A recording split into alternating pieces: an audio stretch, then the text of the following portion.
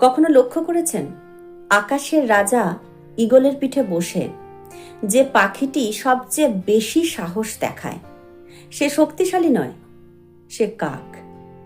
কাক মাঝে মাঝে ঈগলকে বিরক্ত করে, ঠোক্কর মারে, চিৎকার করে, কিন্তু আশ্চর্যের বিষয় ঈগল কখনোই পাল্টা আঘাত করে না, তর্কে জড়ায় না, সময় নষ্ট করে না।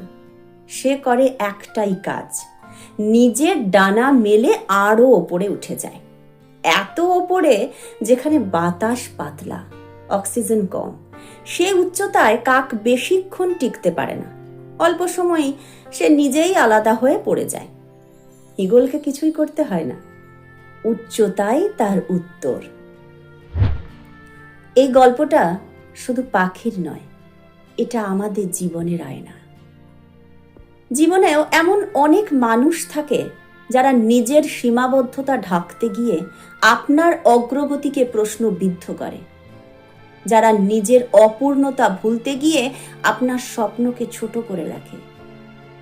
কখনো তারা সহকর্মী, কখনো পরিচিত বন্ধু, আবার কখনো রক্তের সম্পর্কের মানুষ হয়েও আপনার এগিয়ে চলায় অস্বস্তি বোধ করে। এখন সিদ্ধান্ত আপনার, আপনি কি তাদের কথায় থেমে যাবেন নাকি নিজের পথেই আরো উপরে উঠবেন? সব মন্তব্যের জবাব দিতে গেলে শক্তি নষ্ট হয়, সব কটাক্ষে প্রতিক্রিয়া দেখাতে গেলে লক্ষ্য ঝাপসা হয়ে যায়। কিন্তু আপনি যদি নিজের কাজ, নিজের উন্নতি আর নিজের স্বপ্নে মন দেন, তাহলে যারা আপনাকে টানছে তারা নিজেরাই পিছিয়ে পড়বে।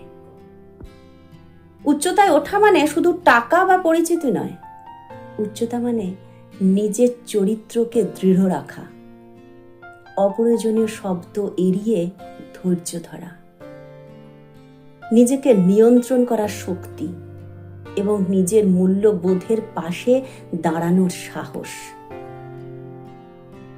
যখন সমালোচনা আসবে তখন মনে রাখবেন, নীরব সাফল্য সবচেয়ে শক্তিশালী উত্তর। কথা কম কাজ বেশি হলে মানুষ আপনা আপনি বুঝে নেয় আপনি কে। আর হ্যাঁ, ঈগল সব সময় একা ওড়ে, সে ভিড়ের উপর নির্ভর করে না। একা চলা দুর্বলতা লক্ষণ নয়, বরং নিজের উপর অটুট বিশ্বাসের পরিচয়। যারা আপনার উন্নতিতে অস্বস্তি বোধ করে তারা চায় আপনি থেমে যান, কিন্তু আপনার আসল জবাব হবে আপনি থামবেন না, আপনি আরো উপরে উঠবেন। এমন উচ্চতায় পৌঁছান যেখানে শব্দ পৌঁছায় না, হিংসা টেকে না, আর কাকেরা নিজেরাই ঝরে পড়ে।